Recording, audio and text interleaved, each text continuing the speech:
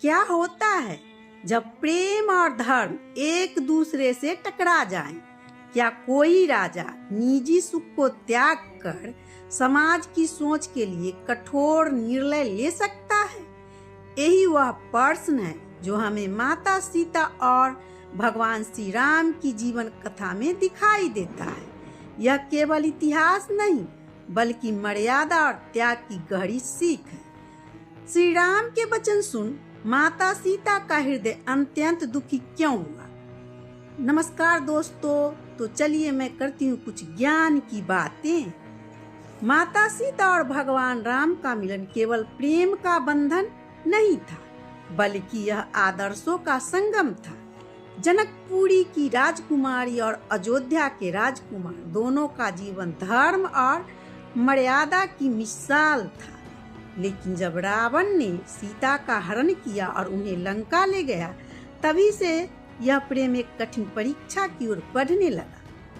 लंका विजय के बाद जब श्री राम माता सीता को अयोध्या लौटा कर लाए तो यह मिलन का क्षण होना चाहिए था, परंतु हुआ इसके विपरीत। युद्ध जीतने के बाद श्री राम ने सीता से कहा, मैंने यह युद्ध धर्म की रक्षा के लिए लड़ा है, न कि तुम्हें वापस पाने के लिए। यह सब सीता के हृदय को चीर गई। एक पत्नी जिसने अपने पति के लिए अग्नि में भी कदम रखने की तैयारी की थी, अब उसी पति से ऐसे कठोर वचन सुन रही थी। श्री राम अब केवल पति नहीं रहे, वे राजा भी थे।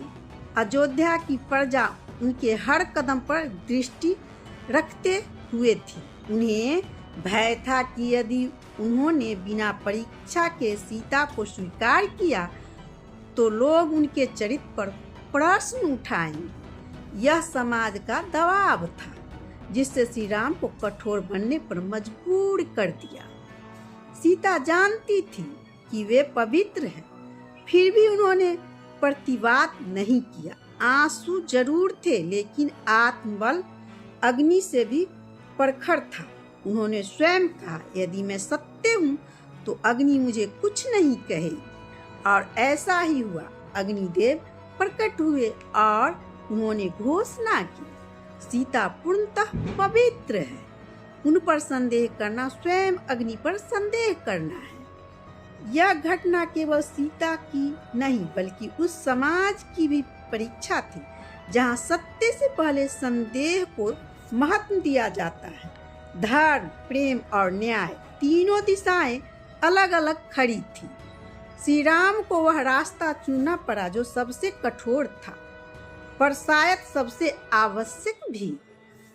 समय बीतता और अयोध्या में शांति लौट आई। माता सीता गर्भवती थीं और भविष्य के सपनों में खोई हुई थी।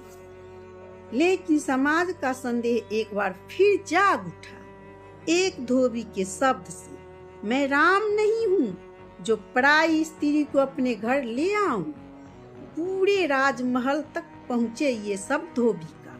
यह सुनकर श्री राम समझ गए कि उनकी प्रजा अब भी सीता को स्वीकारने के लिए तैयार नहीं है। राम का हृदय रो रहा था, परंतु एक राजा का धर्म केवल परिवार तक सीमित नहीं रहता। उन्होंने सीता का परित्याग कर दिया, बिना किसी दोष, बिना किसी आरोप। यह क्षण उनके जीवन का सबसे बड़ा त्याग था। उन्होंने अपने निजी सुख को त्याग कर समाज के लिए एक बार फिर कठोर निर्णय ले लिया। जंगल में सीता माता ने अपने पुत्रों लव और कुश को जन्म दिया। उन्होंने उन्हें संस्कार दिए, धर्म का मार्ग सिखाया और एक आदर्श माँ बनी।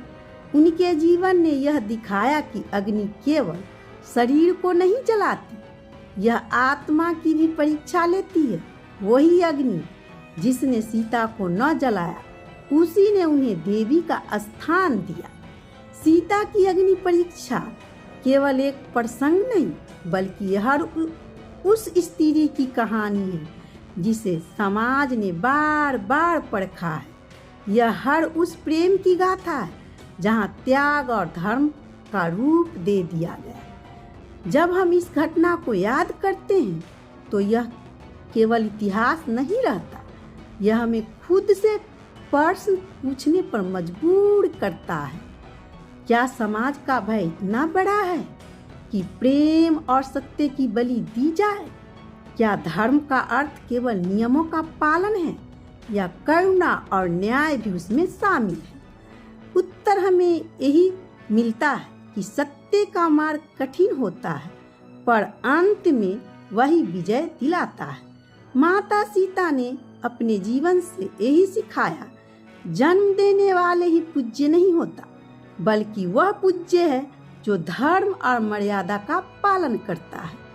उनकी कहानी हमें याद दिलाती है कि समाज जन्म से नहीं, कर्म से मिलता है। यही कारण है कि सीता माता आज भी केवल राम की पत्नी नहीं, बल्कि मर्यादा और शक्ति की प्रतिमूर्ति मानी जाती है।